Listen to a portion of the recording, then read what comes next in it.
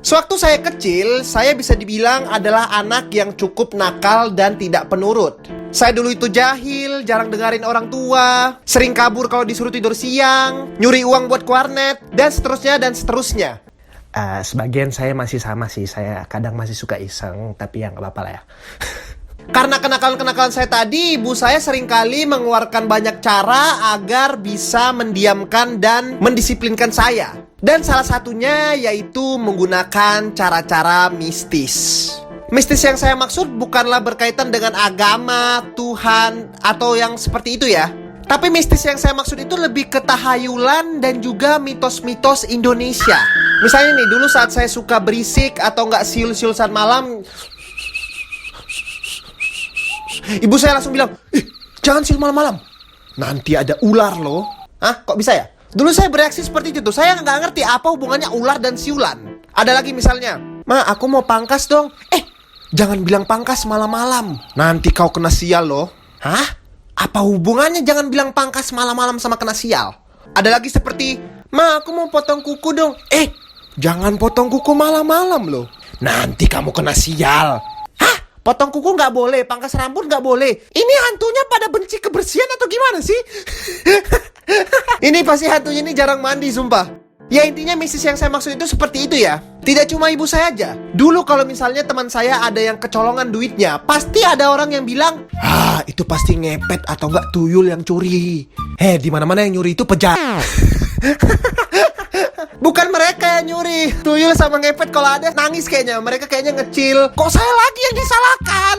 Contoh lainnya, dulu ada kenalan saya yang memiliki penyakit mental, tapi sama keluarganya malah dibawa ke orang pintar, bukan ke psikolog. Dan kejadian-kejadian seperti ini tentu tidak hanya eksklusif terjadi pada diri saya, tapi pasti para penonton juga pernah mengalami hal yang serupa. Dan hal ini tentu bukan menjadi sesuatu yang mengagetkan ya, karena emang Indonesia itu terkenal dengan hal-hal mistisnya, hal-hal goibnya. Film Indonesia mayoritasnya aja horor bro, yang menandakan bahwa rakyat Indonesia itu memang sangat cinta dengan hal-hal seperti ini. Dan di sini saya nggak ingin ngejudge ya. Tentu saya mengerti kalau Anda percaya hal-hal seperti itu demi having fun aja, itu nggak apa-apa lah ya. Saya ngerti kok funnya. Misalnya kalau kita lihat star sign, aku ini Leo. Berarti aku ini pemberani ya, gini. Dan hal-hal seperti tadi itu memang seru kalau dilakukan hanya sebatas bercandaan, having fun aja ya. Tapi masalahnya bro, masih banyak orang Indonesia yang percaya gituan, unironically, atau tanpa main-main. Jadi dia percaya gituan bukan hanya sekedar having fun, tapi dia percaya hal itu benar-benar percaya. Oke, jadi kenapa saya memberitahukan kalian semua hal tadi? Alasannya karena beberapa hari yang lalu terdapat berita bahwa seorang dukun telah berhasil membunuh 12 orang. Dukun ini bisa dibilang pembunuh berantai. Oke. Mending saya ceritakan kronologi singkat bagaimana ini bisa terjadi ya. Jadi pada tanggal 27 Maret, seorang polisi itu menerima laporan dari seorang anak yang mengatakan bahwa ayahnya itu udah hilang. Anaknya itu bilang kalau ayahnya itu kemarin pergi ke Banjarnegara untuk menemui seseorang. Nah, seseorang itu ternyata adalah Mbah Slamet, seorang dukun Banjarnegara. Dan pada saat polisi menelusuri kasus ini, ternyata ayahnya anak itu tuh telah meninggal. Alasan kenapa ayahnya meninggal itu karena ia diracun oleh Mbah Slamet, dukun tadi. Ternyata sebelumnya ayah anak ini tuh pergi bertemu Mbah Slamet karena ia ingin agar uangnya itu digandakan. Soalnya sih ayahnya dengar kabar-kabar kalau Mbah Slamet punya kemampuan itu ya. Bahkan ayahnya itu telah memberikan 70 juta secara bertahap. Dan Mbah Slamet ini berjanji bisa menggandakan menjadi 5 miliar. Nah tapi seperti yang sudah kita tahu, Mbah Slamet tidak punya kemampuan itu. Akhirnya ayahnya ini nagih dong, kayak mana kok gak jadi 5 miliar, mana duit saya mana. Karena kesel ditagih terus, Mbah Slamet ini racun lah ayahnya itu. Jadi pada suatu saat Mbah Slamet ini pura-pura memberikan suatu air yang telah ditaruh racun. Dan dengan iming-iming, kamu minum ini untuk ritual agar uang kamu bisa berganda ya. Dan ayahnya itu minum yang menyebabkan dengan kehilangan nyawanya. Nah tidak cuma sampai situ ya. Ternyata juga sudah ada 11 korban lain yang telah dibunuh oleh dukun ini. Dan ke-11 mayat tadi itu dikuburkan dengan kondisi yang sangat tidak etis. Ada beberapa mayat dikuburkan di satu liang kubur yang sama. Jadi kayak nyesek-nyesekan gitu. Dan kebanyakan mayat itu tuh udah berubah menjadi tulang gitu loh. Berarti kan dukun ini udah psikopat anjing, serial killer bangsat.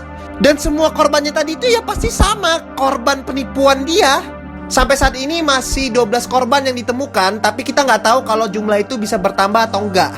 Saya berharap agar anak tadi dan juga keluarga-keluarga korban lainnya itu bisa diberi ketabahan, dan juga mudah-mudahan para korban bisa beristirahat dengan tenang ya. Oke, kita balik lagi ke topik utama. Terlalu percaya hal mistis, percaya mitos yang bego itu tuh bisa menyebabkan hal-hal seperti ini, bro. Saya tuh masih heran, masih aja ada orang yang percaya sama orang pintar, dukun. Gak ada, itu semua gak nyata, woi, gak nyata. Kalau Anda mau pengen kaya itu kerja. Jangan mau cepat aja, astaga. Oh iya, karena ini saya ingat lagi nih. Dulu saat SMA saya punya teman yang dia dikit-dikit tuh kesurupan. Terus dia juga mengaku kalau dia itu bocah IndiHome.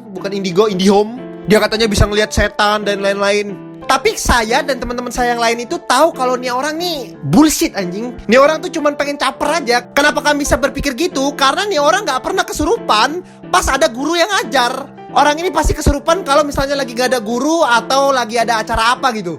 Dan si anjing ini dia suka banget modus sama cewek lain, bangsat. Karena dia juga mengaku kalau dia itu bisa baca garis tangan atau apa. Emang anjing nih orang ya. Nah, hal-hal mitos seperti ini loh yang saya tuh nggak mengerti kenapa masih ada aja yang percaya gitu loh. Bambang, kalau emang ada kesurupan, kenapa orang luar negeri yang datang ke Bali sono nggak ada yang kesurupan, ha? Kenapa yang kesurupan orang Indonesia semua?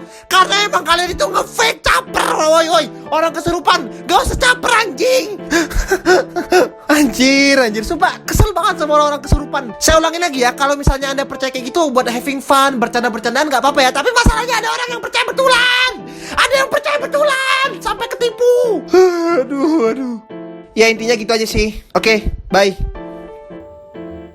Terima kasih telah menonton video ini. Kalau kalian suka dan kalian menganggap video ini menarik, tolong di like dan di subscribe ya bagi kalian yang belum.